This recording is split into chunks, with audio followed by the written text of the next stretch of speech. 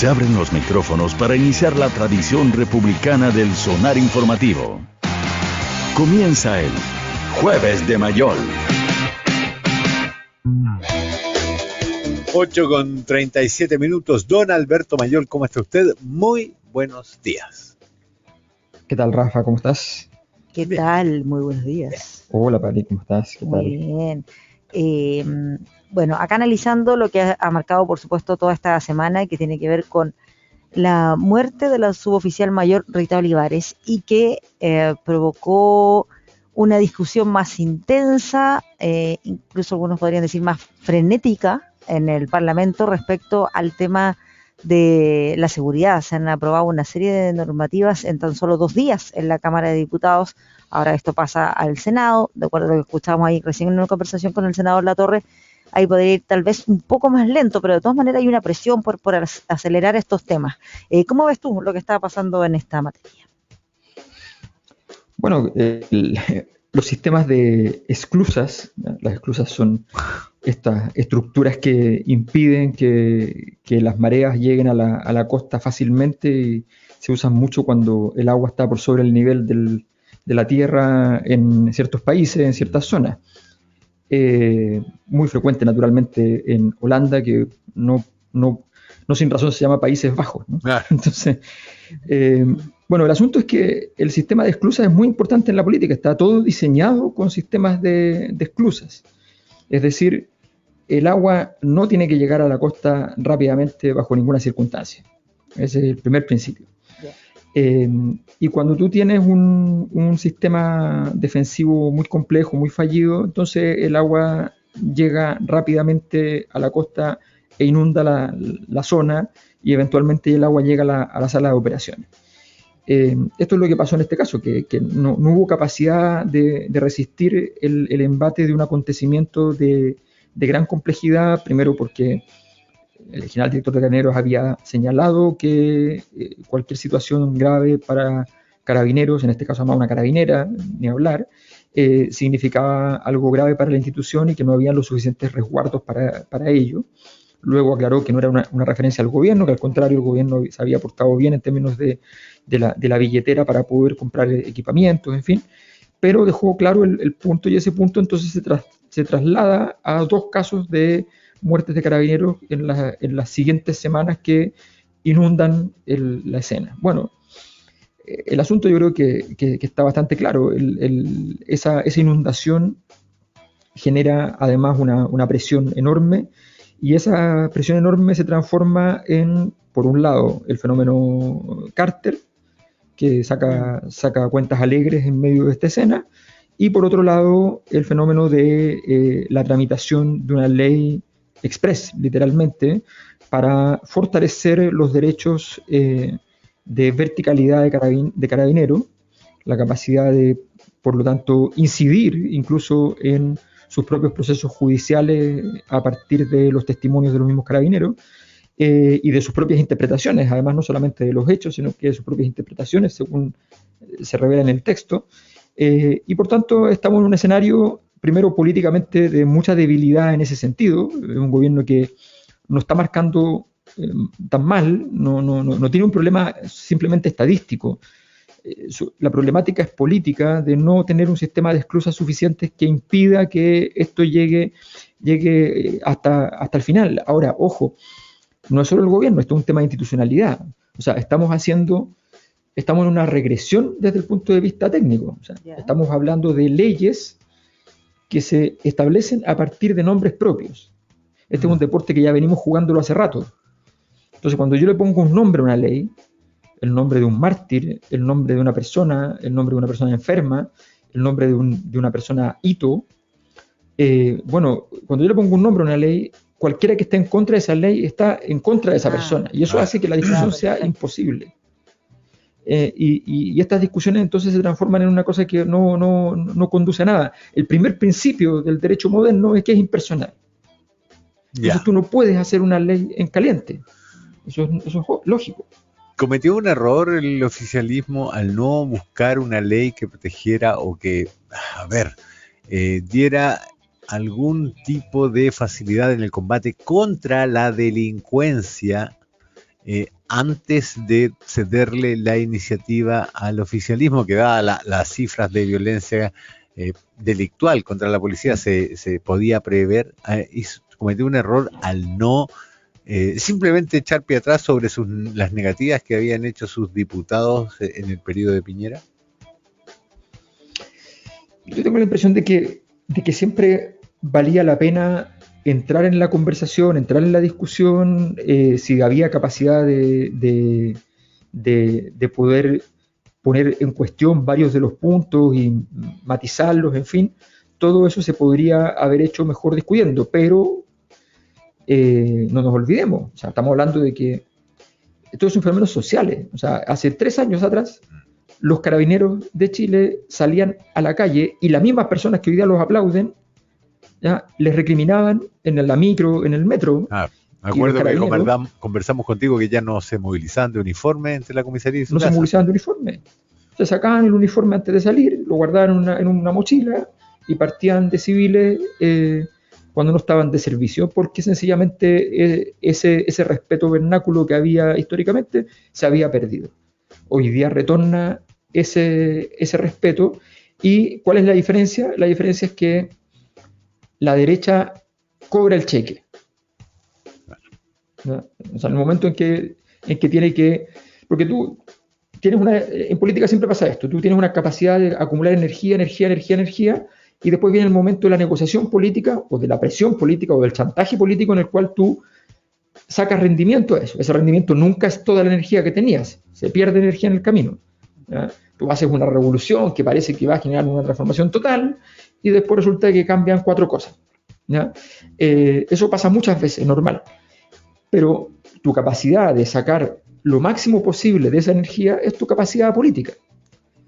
Y claramente en ese sentido la derecha ha dado una clase de capacidad de cobrar los cheques que le llegan. Esos cheques le llegaron más por impericia de la parte contraria. Pero esos cheques los han ido cobrando. Y los sectores de izquierda, en su momento, cuando tenían todas las posibilidades de cobrar el cheque, básicamente en la Convención Constitucional, ¿ya?, no fueron capaces de cobrarlo en la cobranza más grande que tenían por delante. Ahora, lo que sí a mí me preocupa, y eso me preocupa como a nivel de país, es que aquí hay una historia que se repite para mal, para ambos lados. Digámoslo así.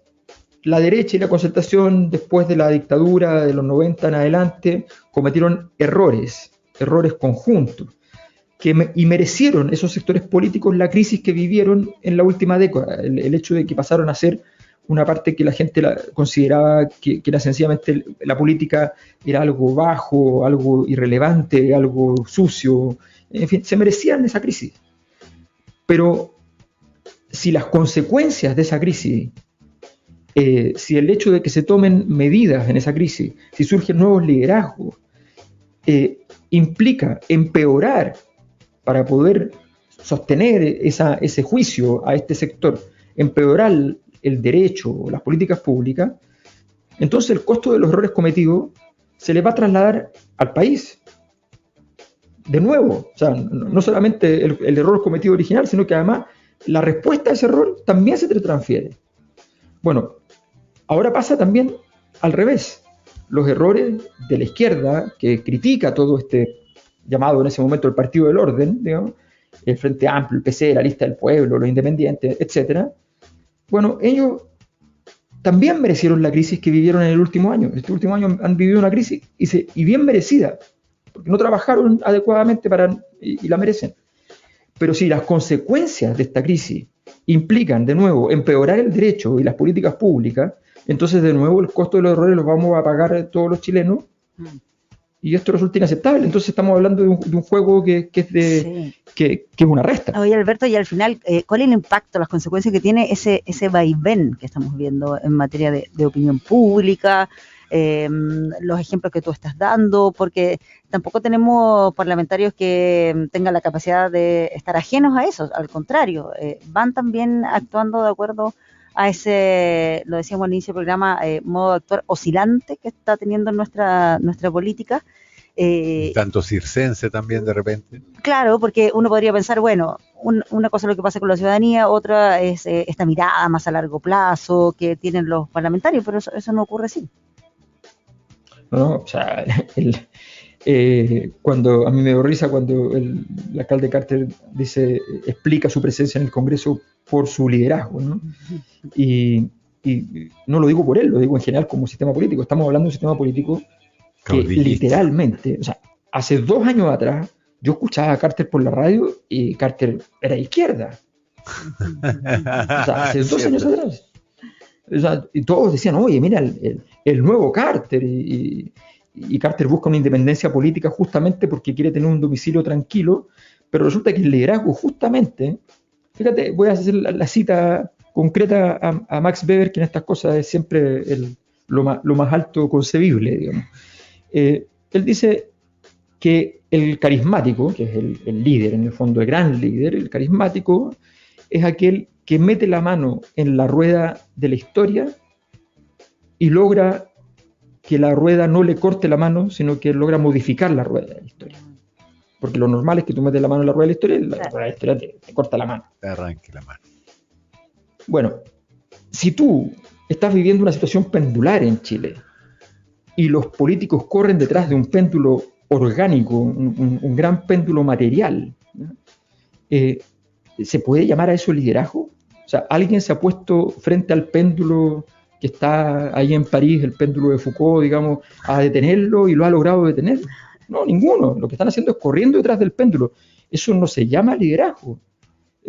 Futbolísticamente es jugar mal al fútbol, digamos, seguir la pelota todo el rato y no... O sea, entonces es ridículo. ¿Cómo le pueden llamar liderazgo a eso? Entonces estamos en una regresión, estamos en un momento de regresión. Pasamos por una etapa más posmoderna, que esta cosa de los espectáculos, de las festividades, casi con la acción política comunicacional, y ahora estamos en una etapa bastante peor, que es la etapa premoderna, que es un derecho en razón de las circunstancias, en razón a condiciones afectivas, en razón a legislar en caliente. Claro, tengo un problema y resuelvo ese problema y no entiendo, no dimensiono todo lo que implica esa situación. El derecho es muy complejo y la estructura de penas está diseñada para que genere una armonía social en general, y cuando eso no funciona hay que modificarlo, pero esto está hecho así como, bueno, después veremos las consecuencias de esto y habrá que entonces moderar de nuevo la ley y ver qué se... ¿Pero no se puede hacer ahora en el Senado? Es que no se va a hacer. Por supuesto que se puede hacer, pero no se va a hacer. Porque es políticamente aplaudiría que el Senado, si ya la perspectiva más conservadora ganó en la Cámara de Diputados, ¿cuál sería la razón para que qué se puede esperar del Senado? Claro. Si yo viera que el Senado Insulsa criticando al perro matapaco, ¿no? Por supuesto, o sea, esta cosa ya es, o sea, el perro matapaco ya es echarle la culpa, porque, digamos, hay que aclarar que el perro matapaco no es un personaje histórico y que jamás mordió un paco. Y que murió antes del estallido. Y que murió antes del estallido. Sí, era el símbolo de la... Era un símbolo que por alguna razón volvió loco a los sectores opositores de la revuelta, del estallido, y que recordemos que ponían un perro matapaco en una especie de escultura ahí en Providencia, cerca de la radio, de hecho, y llegaban en las noches y sacaban en camionetas y se lo llevaban, robaban el perro matapaco. Era una guerra loca, digamos, como la misma guerra por la Plaza Baquedano, por el Baquedano.